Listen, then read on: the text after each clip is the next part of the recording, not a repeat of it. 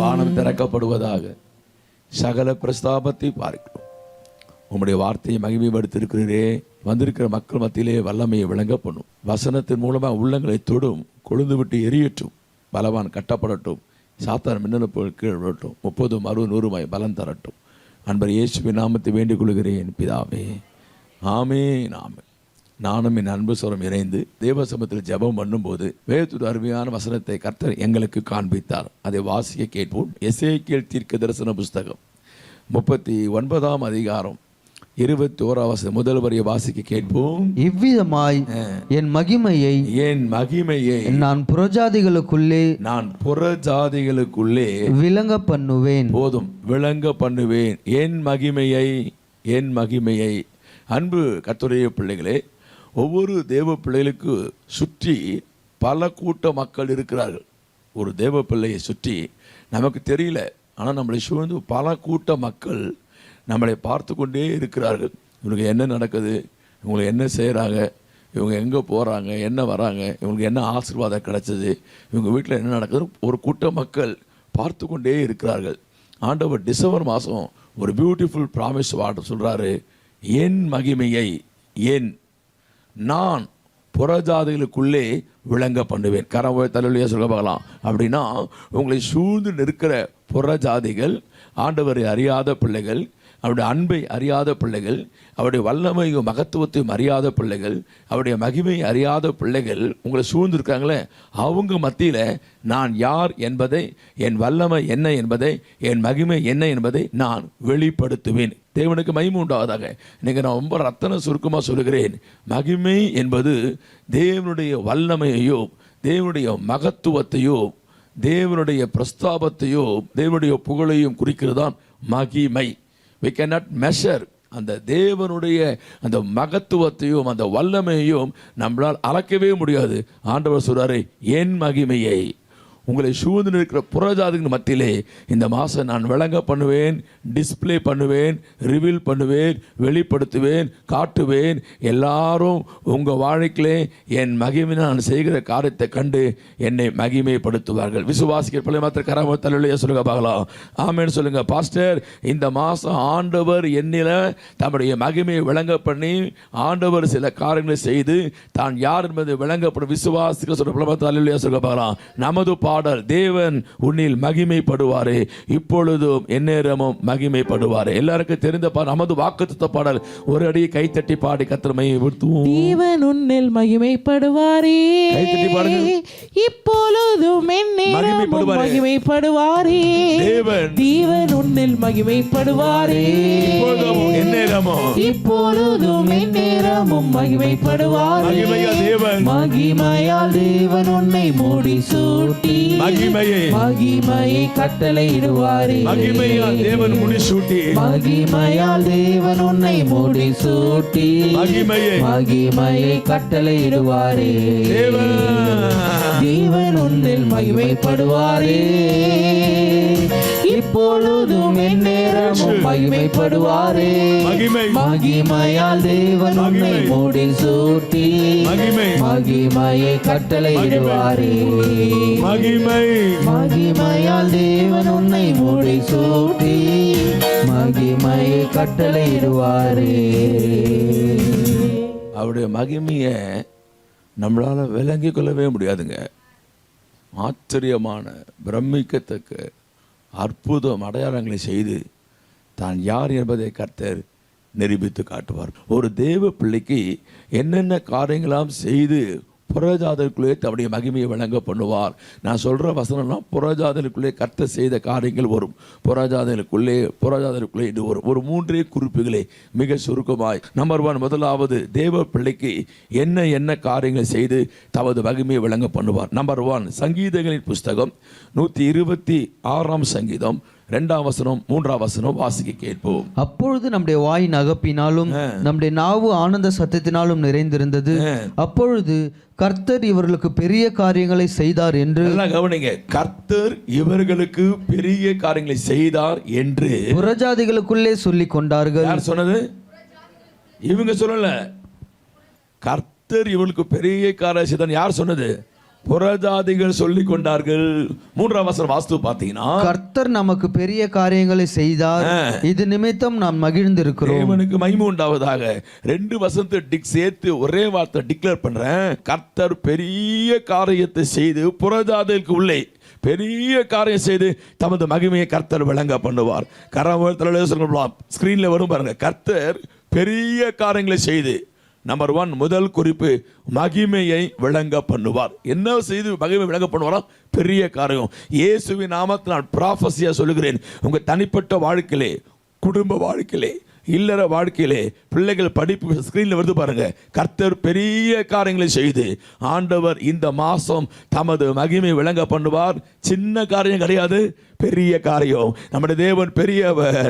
ஆபிரகாமிலும் பெரியவர், ஈசாக்கிலும் பெரியவர், யாக்கோபிலும் பெரியவர், சாலமோனிலும் பெரியவர், தேவாலயத்திலும் பெரியவர், தேவதூதரிலும் பெரியவர். நாமம் பெரியது, இரக்கம் பெரியது, அன்பு பெரியது, தயவு பெரியது, கிருபை பெரியது. பெரிய தேவன் பெரிய காரியத்தை டிசம்பர் 31க்குள்ள செய்து தமது மகிமையை கர்த்தர் விளங்க பண்ணுவார். புறஜாதிகள் சொல்வார்கள், இவருக்கு கர்த்தர் பெரிய காரியங்களை செய்தார். ஹல்லேலூயா.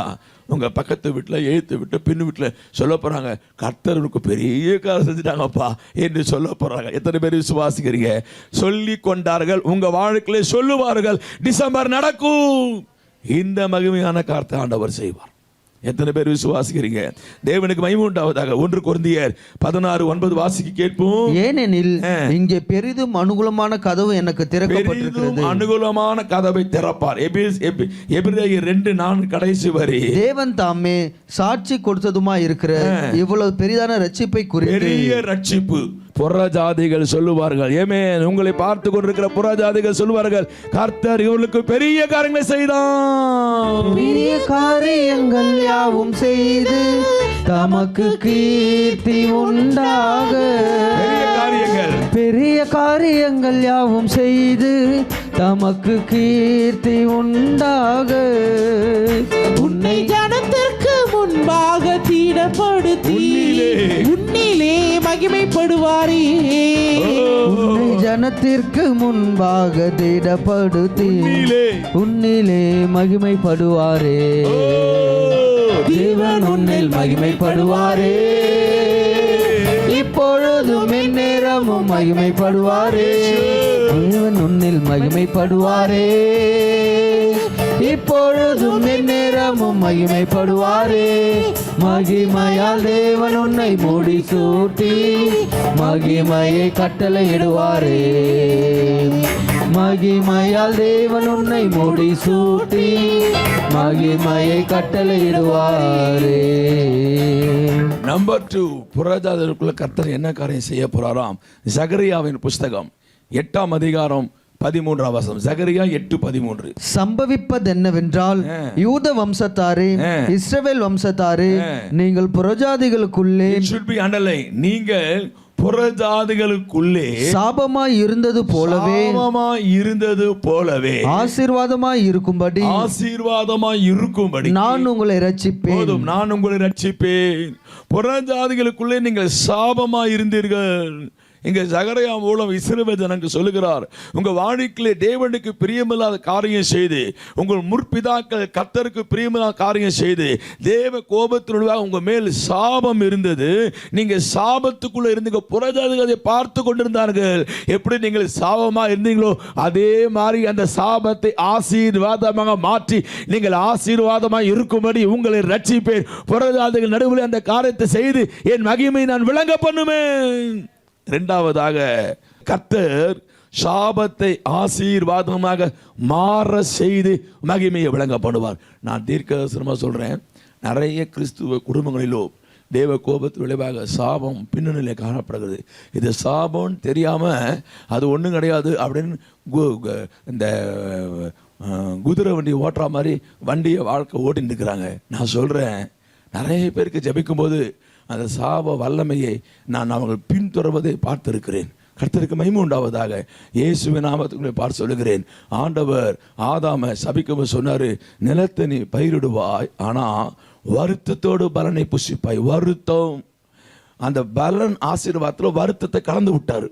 கர்த்தருக்கு மகிமை உண்டாவதாக. வருத்தம், எனக்கு நிறைய குடும்பத்தில் வருத்தம் காரணமா ஒரு சாபத்தின் கிரியை.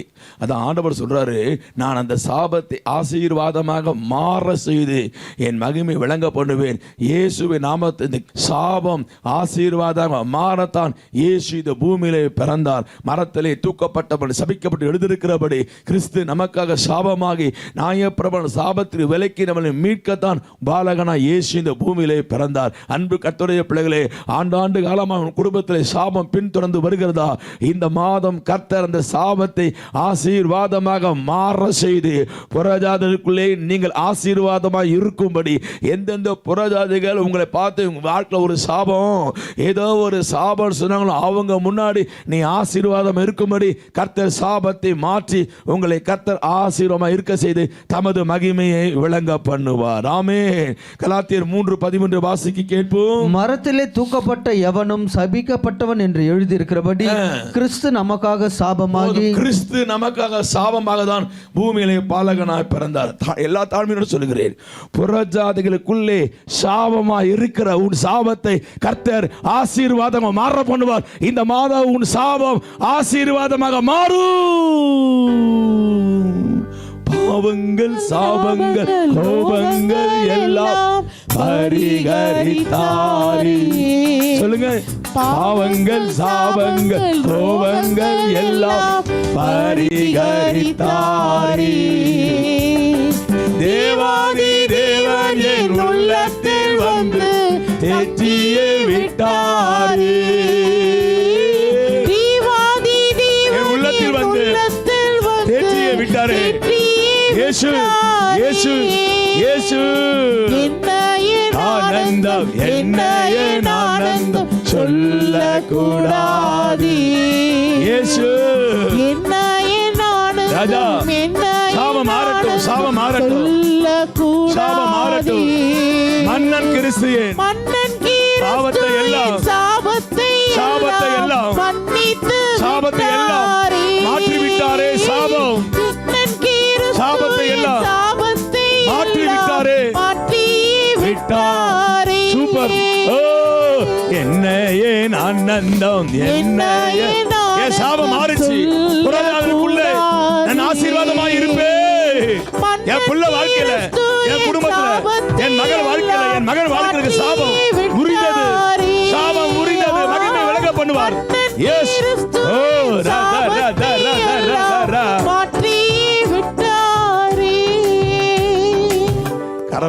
சொல்லலாம். மூன்றாவது பரிசுத்தான சொல்கிறார், கர்த்தர் புகழ்ச்சியும் கீர்த்தியுமாய் வைத்து மகிமையை விளங்கப்படும். அன்பு தேவனுடைய பிள்ளைகளே, மகிமையை ப்ராஃபஸி உன்னை கர்த்தர் புகழ்ச்சியும் கீர்த்தியுமாய் வைத்து புறஜாதிகளுக்குள்ளே தேவன் தமது மகிமையை விளங்க பண்ணுவார். உனக்கு புகழ்ச்சி உண்டாகிறது, உனக்கு கீர்த்தி உண்டாகிறது. 2 இணைவசத்தை வாசித்து நாம் ஜெபிக்க போகிறோம். கர்த்தருக்கு மகிமை உண்டாகும். யோசுவா 6:27 கடைசி வரி. அவன் கீர்த்தி தேசம் எங்கும் பரம்பிற்று. எஸ்தர் 9:4 மத்திய பகுதி. அவனுடைய கீர்த்தி எல்லா நாடுகளும் பிரசித்தமாயிற்று. 1 ராஜாக்கு 4:31 கடைசி. அவன் கீர்த்தி பிரபலமாயிருந்தது. சாலமோன் கீர்த்தி 1 ராஜாக்கு வந்து சாலமோன் கீர்த்தி பிரபலமாயிருந்தது.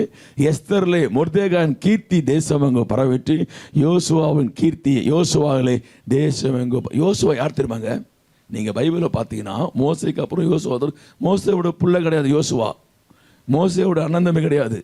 மோசே காலத்திலே சர்வன்ட், இங்கிலீஷ் ரொம்ப அழகாக இருக்குது, பணிவிடைக்காரன் தமிழில். இங்கிலீஷில் சர்வன்ட் அப்படின்னா மோசே வந்து வீட்டுக்கு போயிடுவார் கூடாரத்துக்கு. ஆனால் அந்த டெம்பிளை விட்டு, அந்த கூடாரத்தை விட்டு அந்த வாலிபன் ஆகிய யோசுவா வந்து போகவே மாட்டானோ. நீங்கள் சபையை விட்டு ஆலயத்துட்டு பிரியாமல் இருந்த அந்த வாலிபன் யோசுவாவுடைய கீர்த்தி தேசமெங்கும் பரவிட்டு, தேசமெங்கும் பரவிட்டு. எல்லா தாழ்மையோடு சொல்கிறேன், மூன்றாவது கர்த்தர் பெரிய காரியங்களை செய்து புறஜாதிகள் மத்தியில் மகிமை விளங்க பண்ணுவார். கர்த்தருக்கு பெரிய காரியம் இந்த மாதம் நடக்கணும். நீங்கள் இன்னைக்கு நைட்டுக்குள்ள நடந்தணும் ஒரு பெரிய காரியம். 2வது சாபம் ஆசீர்வாதமாக மாறி மகிமையை விளங்க பண்ணுவார். கடைசி புகழ்ச்சியும் கீர்த்தியுமா வைத்து மகிமையை விளங்க பண்ணுவார். உன்னை கர்த்தர் புகழ்ச்சியாக வைப்பார், கீர்த்தியாக வைப்பார். அல்லேலூயா. உன்னை புகழ்ச்சியாக வைத்திடுவார் இயேசு. உந்தன் பெயரை உலகில் உயர்த்திடுவார் இயேசு. உன்னை புகழ்ச்சியாக வைத்திடுவார் இயேசு. உந்தன் பெயரை உலகில் உயர்த்திடுவாரே. சத்துருக்கள் கலங்க, சாத்தானும் நடுங்க, உன்னை புகழ்ச்சியாக வைத்திடுவார் இயேசு.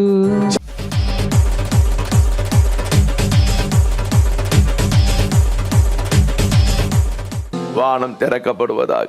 சகல பிரஸ்தாபத்தை பார்க்கும்படி வார்த்தையை மகிமைப்படுத்த இருக்கிறேன். இன்று இரவு உடைய வார்த்தையை மகிமைப்படுத்த ஜெபிக்கிறேன். வந்திருக்கிற ஒவ்வொரு மக்களுக்கும் அற்புதங்களை செய்து நாமத்தை மகிமைப்படுத்த அடிமை கெஞ்சுகிறேன், மன்றாடுகிறேன், வாழ்த்துகிறேன், காலை பிடித்து கெஞ்சுகிறேன் சுவாமி. எல்லா டிஸ்டர்பன்ஸ் ஸ்பிரிட்டும் விலகட்டும், ஒவ்வொருவருக்கும் அற்புதம் நடக்கட்டும்.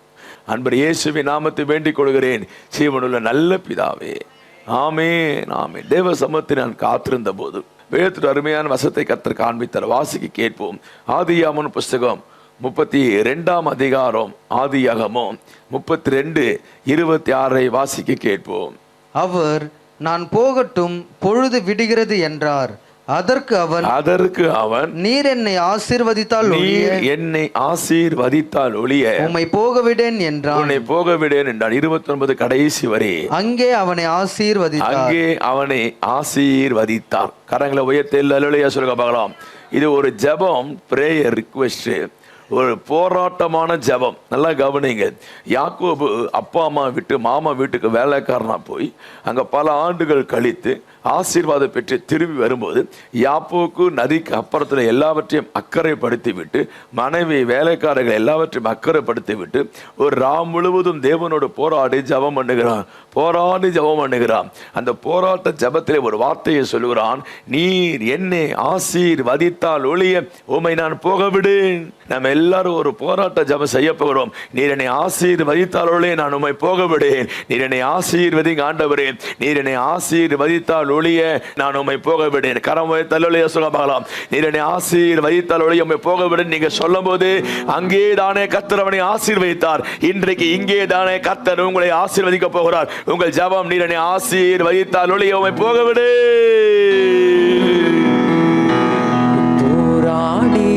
ஜெபித்திட போராட்ட ஜெபம், ஜெபாவி வர தாருமே இயேசு, என் தடையால் அகற்றிடுமே இயேசு, தயை கேட்டு உம் பாதம் வந்து ஆசீர்வதித்தால் ஒழிய உம்மை போக விடு. உம்மை போக விடு. தெய்வமே என்னை ஆசீர்வதியும், என் குடும்பத்தை ஆசீர்வதியும், என் பிள்ளைகளை ஆசீர்வதியும், என் ஊழியத்தை ஆசீர்வதியும், என் சாமர்த்தியத்தை ஆசீர்வதியும். உம்மை போக விடு. என் பிசினஸ் bless பண்ணுங்க இயேசு. வேளை உம்மை தேடி வந்து தேவா பதில் தாருமே. இந்த ஜெப வேளை இயேசு ராதா ராமா ஷரதா ராதா என்ற கோட்டை,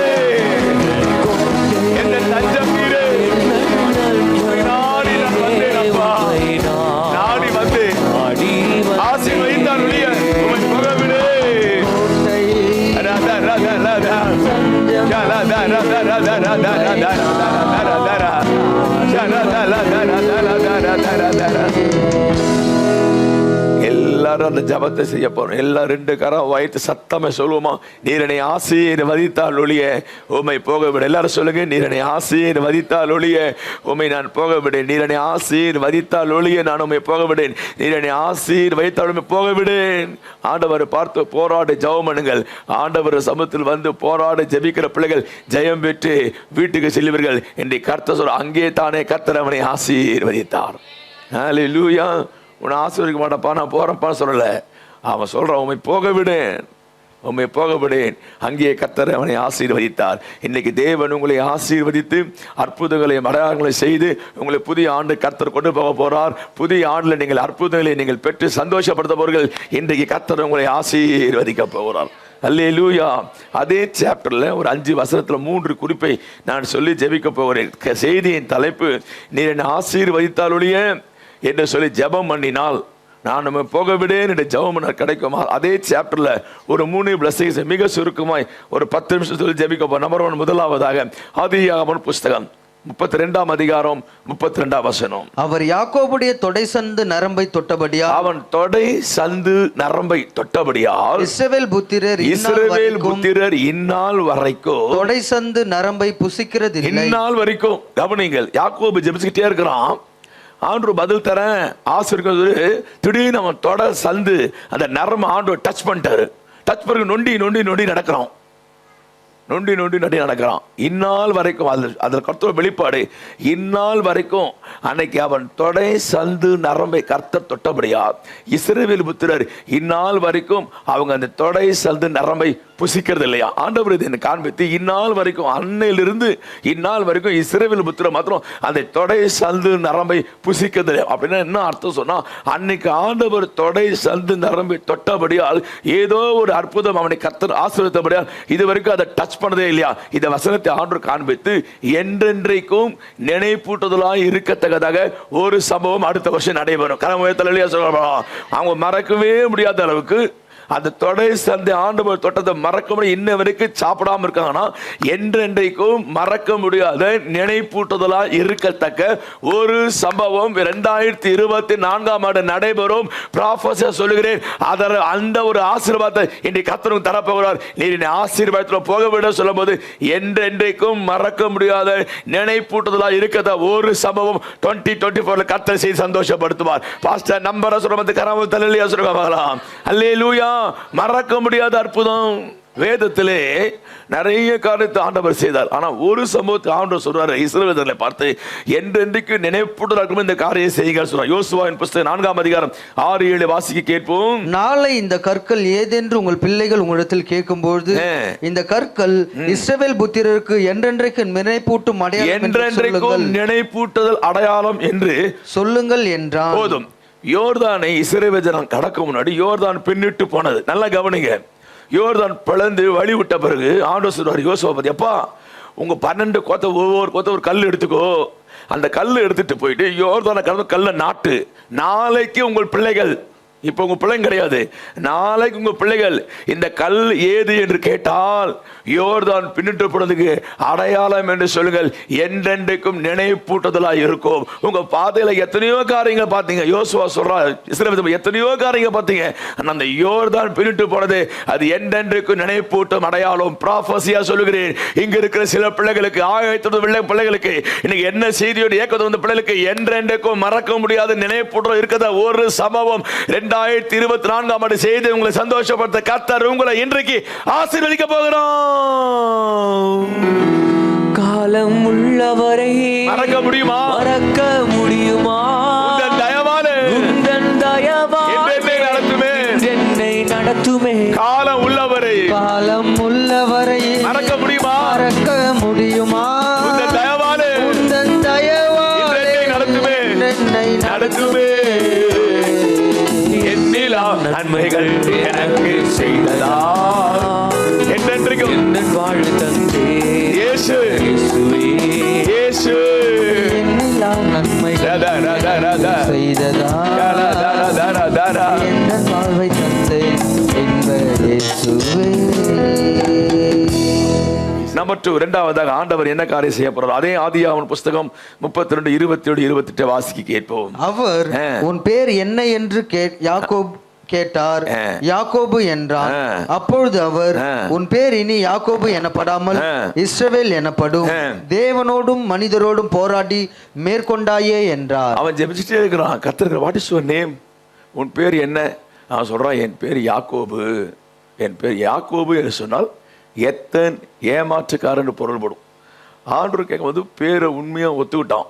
அப்பா கேட்குறாரு ஏசா நினச்சிக்கிட்டு, உன் பேர் என்னன்னு கேட்குறாரு. என் பேர் ஏசான்னு சொல்லிவிட்டான். அப்பாட்ட ஏமாத்திட்டான். யாக்கோபுன்னா ஏமாத்துக்காரன். ஆனால் இங்கே ஆண்டவர், எப்பா உன் பேர் என்னப்பா? அப்பாவை ஏமாத்திட்டு வந்தியே, உன் பேர் என்ன? சொல்கிறான், என் பேர் யாக்கோபு.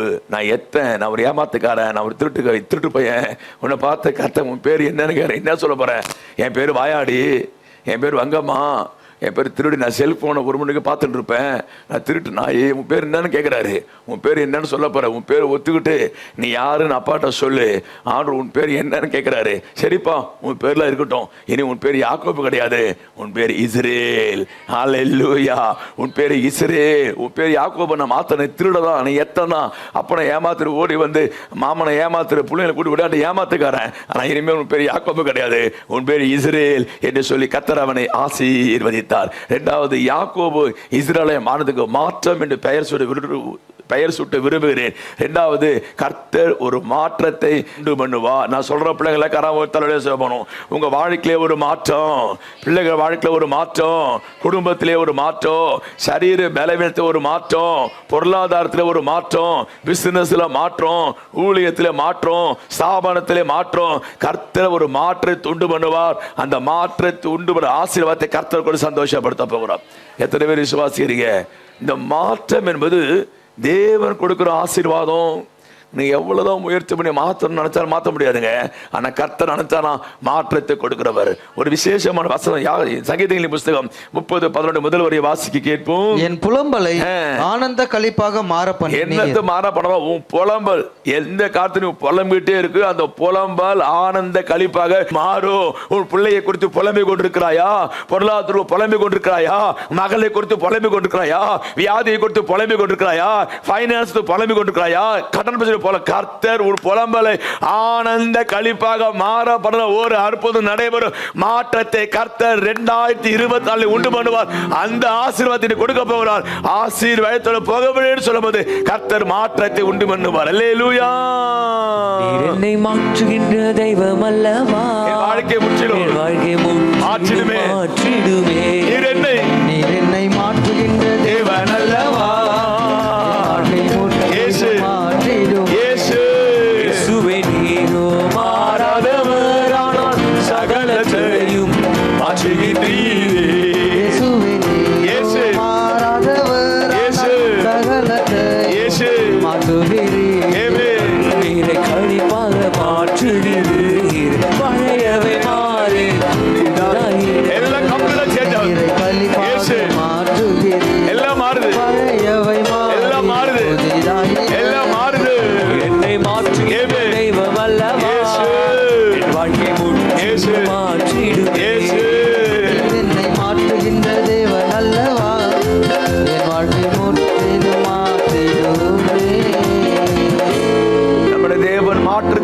கர்த்தர் எல்லாவற்றும் ஒரு மாற்றத்துக்கு சந்தோஷப்படுத்துவார்.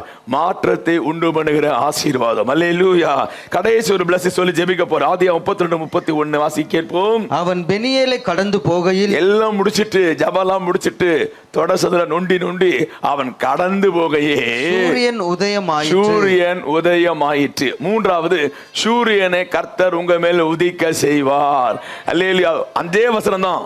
அந்த 5 வசனத்துல 3 ஆசீர்வாதத்தை கர்த்தர் காண்பித்தார். நம்பர் 1, என்றென்றைக்கும் மறக்க முடியாத நினைப்புலாம் ஒரு சம்பவம் நடைபெறும். நம்பர் 2, மாற்றத்தை உண்டு பண்ண ஆசீர்வாதம். மூன்றாவது, கர்த்தர் சூரியனை உங்க மேல் உதிக்க செய்வார்.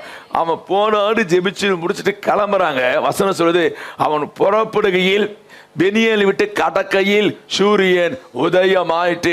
சூரியன் அவன் மேல் உதித்தது. உங்கள் மேல் நீதியின் சூரியன் உதிக்கும். உன் குடும்பத்து மீது பிள்ளை மேல் நீதியின் சூரியன் உதிக்கும். கர்த்தர் சூரியன் உங்கள் மேல் உதிக்க செய்வார். சூரியன் உதித்தால் இருள் வெளியேறும், ஆரோக்கியம் உண்டாகும், சட்டைகளுக்கு ஆரோக்கியம் உண்டாகும். நீங்க கொளுத்த கண்டுகள் போல் வெளியே போய் வளருவீர்கள், வளர்ச்சி உண்டாகும், கொளுத்த கண்டாய் மாறுவீர்கள், ஆரோக்கியம் உண்டாகும், நிழல் உண்டாகும். சூரியன் உங்கள் மேல் உதிக்கையில் பெரிய மாற்றத்தையும் அதிசயத்தை காண்பீர்கள். கர்த்தர் உங்க மேல் சூரியனை உதிக்க செய்வார். சூரியனை உதித்தால் இருள் உங்களை விட்டு கடந்து போகும். கர்த்தருக்கு மகிமை உண்டாவதாக. நீங்க மல்கியா 4:2 வாசிக்க கேட்போம். ஆனாலும் என் நாமத்திற்கு பயந்திருக்கிற உங்கள் மேல் நீதியின் சூரியன் உதிக்கும். போதும், உங்கள் மேல் நீதியின் சூரியன் உதிக்கும். நான் ஜெபிக்க போகிறேன். மூன்றாவது, ஆண்டவரிடத்தில் நீர் என்னை ஆசீர்வதித்தால் ஒழிய உம்மை போகவிடு என்று சொன்னால் சூரியன் உங்க மேல் கர்த்தர் உதிக்க செய்வார். சூரியன் உதித்தால் இருள் கடந்து போகும், வெளிச்சத்தை கர்த்தர் பிரகாசிக்க பண்ணுவார். நம்முடைய தேவனுக்கு பெயர் உண்டு, நீதியின் சூரியன். அவர் உங்க மேல் உதிக்க செய்வார். நீதியின் சூரியனே உம்மை நோக்கி பார்த்து வெட்கமடைந்து போவதில்லையே. ஏசப்பா, ஏசப்பா, ஏசப்பா, ஏசப்பா, ஏசப்பா.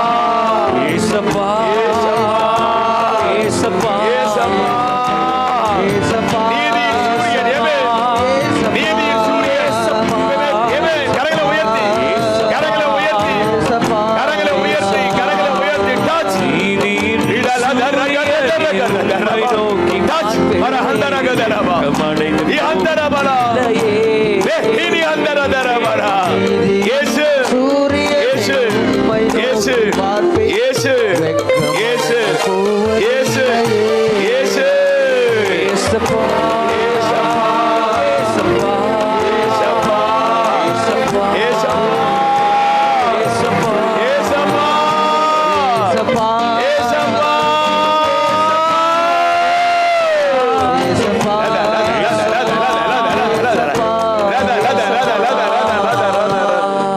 சூரியன் உதித்தால் உங்க ஈரப்பதம் நீங்கும்.